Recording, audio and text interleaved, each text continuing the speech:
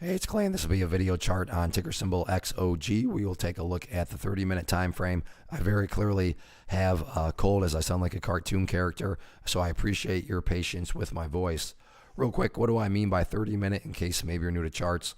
Instead of each one of these candlesticks here representing 1 day's worth of price action, which is what you would normally see, each one represents 30 minutes. So while this here may look like several days worth of time, it's actually today's price action broken down into 30-minute time slices. I like you this time frame that does a good job of telling the quote-unquote story of the price and then makes mapping out where levels of support and resistance a bit easier to see. I don't mean to state the obvious, but I will anyways. Very nice movement today, not only from the price action perspective, but you look down here at the volume and well above average volume on the day. So a lot of eyeballs on this one. So let's map out some areas of support and then resistance going into next week. First level of support is essentially where the price finally bottomed out today, and that was right there at $4.40. So that would be the ideal area. Now, don't get me wrong. If the price falls below $4.40, I'm not saying the entire chart's destroyed or ruined or anything like that. But yeah, if the price could manage to stay up above that level, then that would definitely be a huge sign of power going forward. Taking a step back and looking at things from more so the big picture point of view, that is where the famous 50-period simple moving average comes into play right there at the purple line. Keyword being moving. As time goes by, that line is going to move itself higher and higher. So a very basic yet highly effective way to judge the health of the move.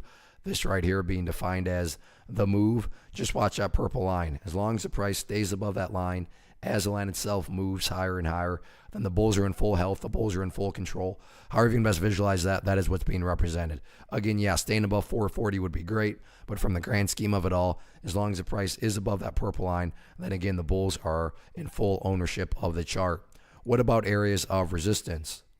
As far as where the sellers are at, key level right here at $4.70. You can see a couple of different occasions, earlier on in the morning and then late afternoon right there, price try to get above it. If the price can push through 470, then really things open up quite a bit as that next overarching level.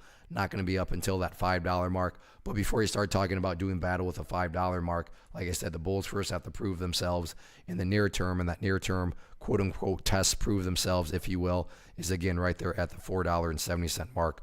All in all, though, great movement today, great volume. We'll see if the bulls can carry on this momentum into next week or not. One of the biggest questions that I get is, hey Clay, how do you find the stocks that you trade? So what I've done is put together a free resource guide where I talk about the tools that I use to locate stocks that I find interesting and think may have potential. So if that sounds like something that could add value to you as a trader, then click on the image that is up on the screen right now and I will email you the guide. The guide itself is very short and to the point, and best part, it's completely free. Thanks for watching the video. Let me know if you have any questions.